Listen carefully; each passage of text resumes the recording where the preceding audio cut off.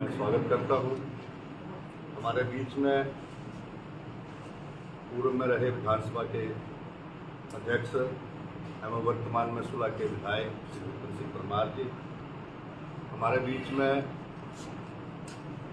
श्री राजीव भारद्वाज जी, चंबा आंध्रा के सह प्रभारी हैं भाजपा के, इस जिला के सम्मानीय अध्यक्ष चंद्रभूषण नाग जी,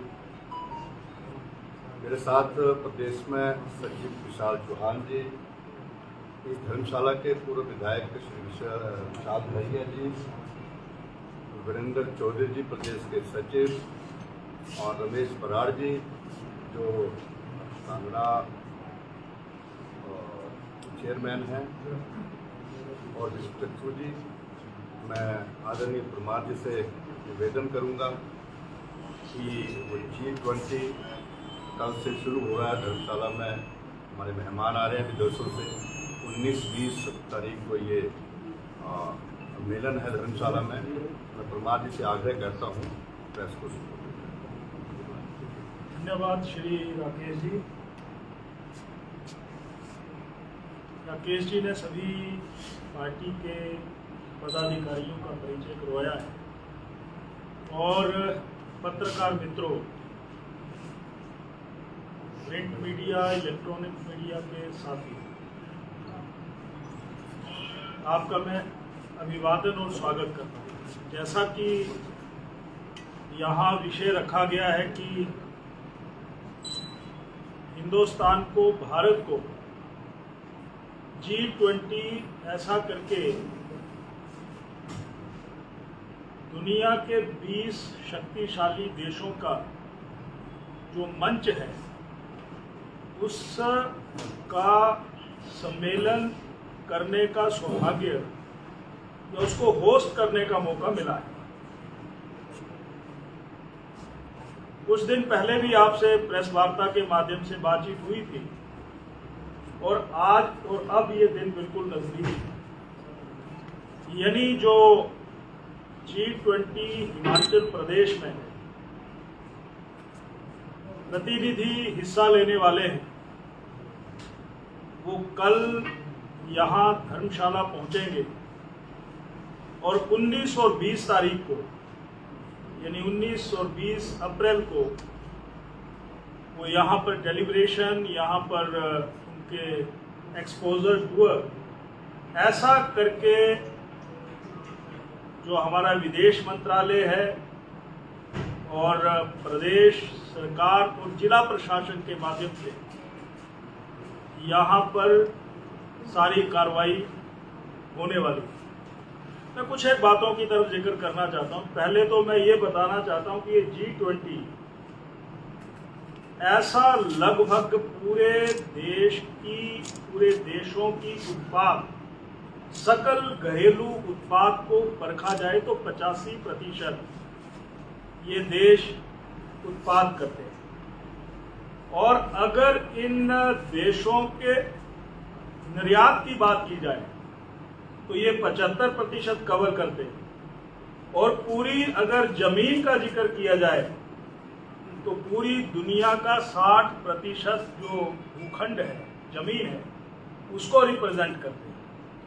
इसलिए भारत सरकार को या भारत को इस कॉन्क्लेव करने का सौभाग्य प्राप्त हुआ है। तो मैं तो सबसे पहले धन्यवाद मोदी जी, धन्यवाद। ये सौभाग्य और मौका हिंदुस्तान को मिला है। एक बात उसमें और जोड़ना चाहता हूँ कि ये जो कॉन्क्लेव हो रहा है या यहाँ पर G20 ऐसे प्रतिनिधि आ रहे हैं, ये किसी एक राज्य का नहीं है, ये कुछ लोगों का नहीं है, ये स्वाभिमान पूरे देश में सभी लोगों में जगे कि पूरी दुनिया यहाँ पर प्रतिनिधियों के रूप में इकट्ठे आ रही है। जैसे धर्मशाला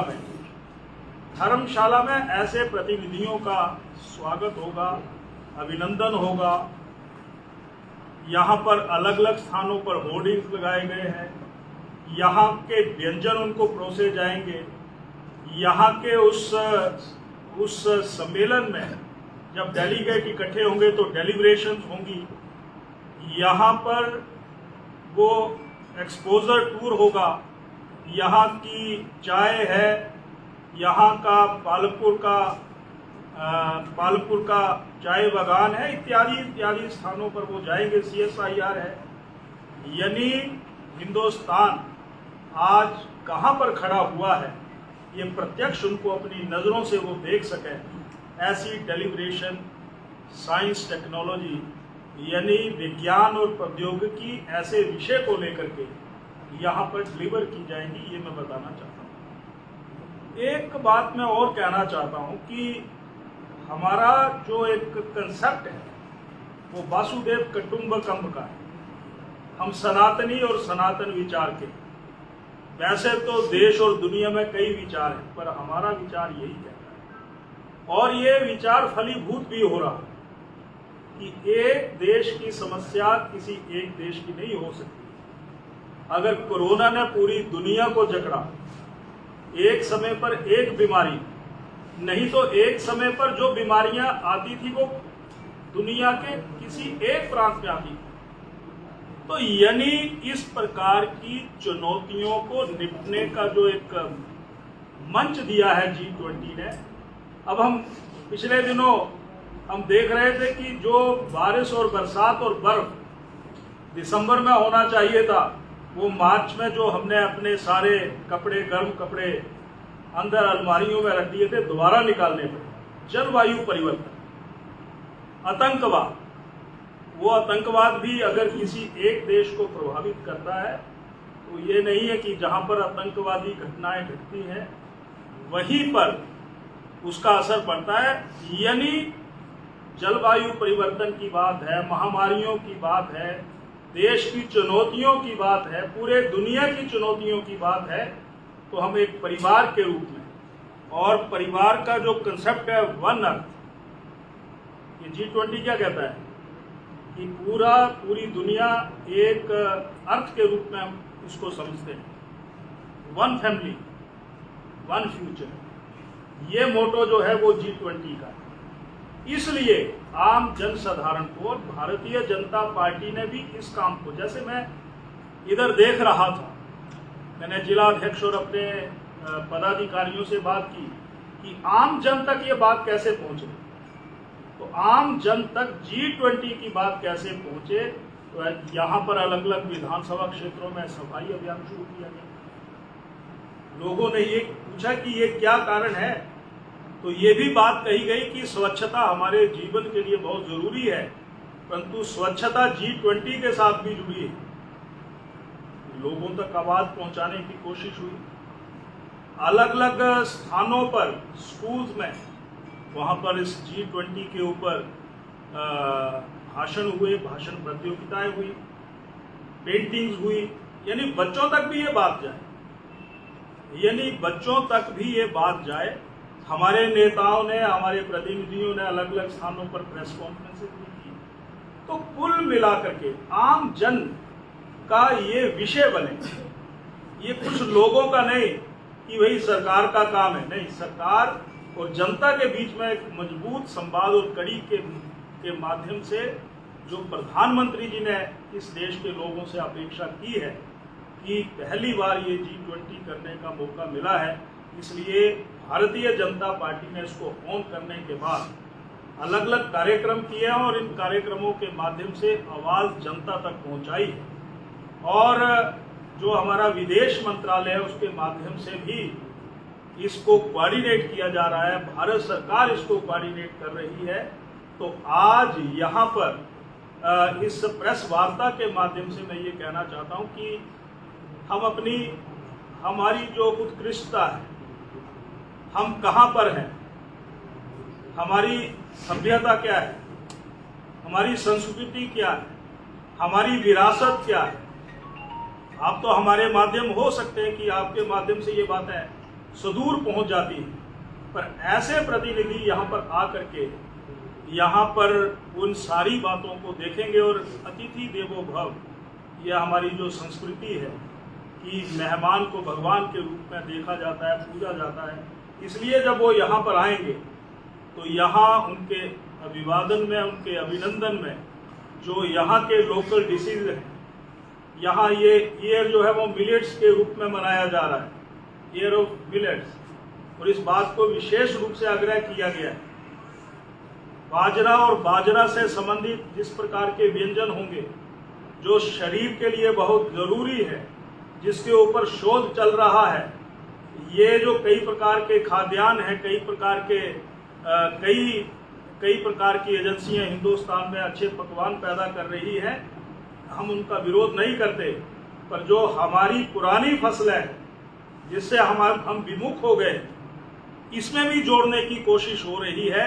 और ये जो ईयर ऑफ इस साल जो ये व्यंजनों का मिलेट्स का वर्ष है, इसको भी इस कार्यक्रम में जोड़ने की कोशिश हो रही है।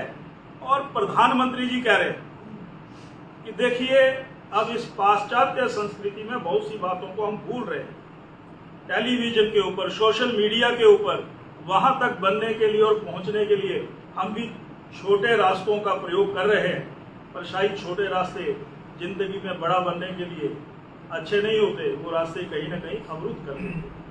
तो उसी तरीके से प्रधानमंत्री जी ने कहा है कि ये जो हमारा G20 करने का हमें मौका मिला है, इसमें लोकल फॉर वोकल, वोकल चीज़ों का, जो स्थानीय छोटे ऐसे लोग हैं जो यहाँ पर अपने जीवन चलाने के लिए सारे काम यहाँ पर पैदा करते थे, उन लोगों का लोकल लोगों के उत्पाद जो हैं उनको भी प्रोत्साहित किया जाए, जीवन को चलाने के लिए आत्मनिर्भरता उसके माध्यम से बन सके। इसलिए इस G20 का सिर्फ एक ही उद्देश्य नहीं, सबसे बड़ी बात ये आम जनता का एक G20 मजबूत देशों का एक मंच है, जनता जनार्दन तक जाना चाहिए। विश्व की चुनौतियों को निपटना है तो मैं नहीं हम मिल करके काम करेंगे और पूरी दुनिया को एक परिवार कुटुंब के रूप में समझेंगे, और जो वैश्विक चुनौतियां पैदा हो रही हैं उन चुनौतियों को हम जड़ से उखाड़ फेंकेंगे। इसलिए जब सामूहिकता आती है तो सामूहिकता में इसके अच्छे परिणाम देखने को मिलते हैं, और ये मौका भारत को श्री नरेंद्र मोदी जी के अथक प्रयासों के कारण, जो एक उनका पूरी दुनिया में एक कद बना है, दूरदृष्टि के रूप में जिनकी पहचान बनी है, स्टेट्समैन के रूप में आने वाले 50-100 वर्षों की सोचना, ऐसी कल्पना जिनके मन में है, ऐसे विचार को जनमानस तक पहुंचाने के लिए और ये G20 को होस्ट करने का मौका मिला, तो ये भी मैं कह सकता हूं कि पूरी दुनिया में जो हिंदुस्तान का कद बढ़ रहा है, और कद इस रूप में बढ़ रहा है कि कहीं पर चुनौतियां हैं तो सलाह भारत सरकार और श्री नरेंद्र मोदी जी से मिली जाती है। वर्षों तक चलने वाला जो युद्ध है ऐसे, और जहां पर हमारी इकोनॉमी बिल्कुल ठप हो रही है, वहां पर भी हमारे साहसिक नेता, दुनिया के निर्विवाद नेता और स्टेट्समैन के रूप में जो काम करते हैं श्री नरेंद्र मोदी जी, उन्होंने ये मौका हिमाचल प्रदेश को और विशेष करके धर्मशाला को दिया। ऐसे तो धर्मशाला अपने आप में ही एक अद्भुत स्थान है, यहाँ पर दलाई लामा जी से लेकर के, और यहाँ पर हमारा जिला का केंद्र है, यहाँ पर हमारा विशाल यहाँ पर क्रिकेट का ग्राउंड है। यहाँ जिला कांगड़ा के लोग जब ज़रूरत पड़ी देश के लिए कुर्बानियाँ देने में कभी पीछे नहीं, हमेशा आगे रहे। इसलिए मोदी साहब ने ये मौका हमें दिया है, धन्यवाद मोदी जी। मैं यही यहाँ पर कहना चाहता हूँ, और आप भी समय निकाल करके यहाँ पर आए, इसके लिए मैं आपका आभार। कल से हमारे जो प्रतिनिधि हैं वो यहाँ धर्मशाला में उनका आगमन होगा। हम उनका स्वागत करते हैं पार्टी की तरफ से, हम भारतीय जनता पार्टी की तरफ से उनका हम स्वागत करते हैं, हम उनका अभिनंदन करते हैं, और जो मूल भावना है उस मूल भावना से हम ऐसे आने वाले प्रतिनिधियों का सम्मान करते हैं, अभिवादन करते हैं कि वो हिमाचल प्रदेश की वीर भूमि और यहाँ पर देवी देवताओं की भूमि धर्मशाला में वो आ रहे हैं। यही मैं यहाँ पर अपनी बात कहना चाहता हूँ। आपको कुछ राय जानकारी लेनी है? सर, भाजपा क्या स्वागत करेगी एयरपोर्ट में? हाँ, करेगी, स्वागत करेगी। अब तो सबसे पहले तो मैंने प्रेस वार्ता के माध्यम से उनका स्वागत किया है। अब उनका स्वागत करेंगे, जो प्रोटोकॉल है उस प्रोटोकॉल का ध्यान रखा जाएगा और स्वागत अवश्य है। केंद्र से कौन कौन मंत्री आ रहे हैं? ऐसी अभी जानकारी तो यही जानकारी है कि डेलीगेट्स भारत से जो डेलीगेट्स आ रहे हैं उनमें कौन कौन लोग शामिल हैं? उसमें कुछ विदेशी डेलीगेट्स हैं, कुछ हिंदुस्तान के डेलीगेट्स हैं।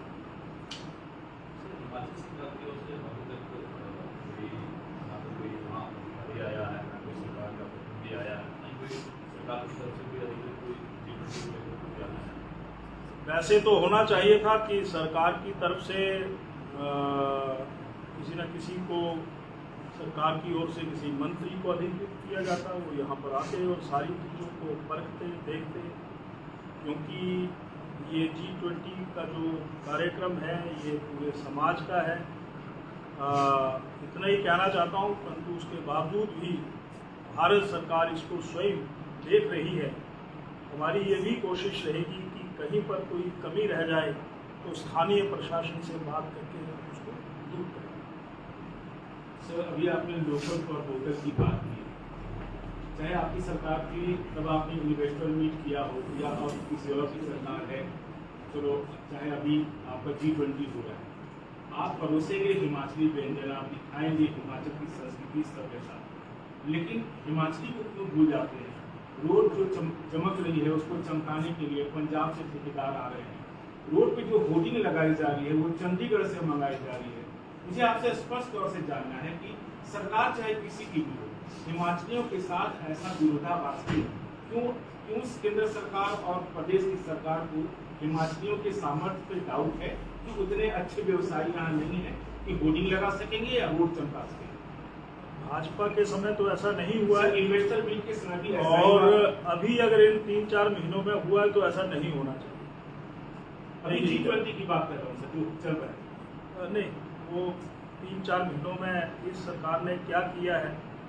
सर, मैं G20 में जो होर्डिंग लग रहे हैं और जो सड़कें चमकाई जा रही हैं एयरपोर्ट से धर्मशाला तक की, मैं उसकी बात है।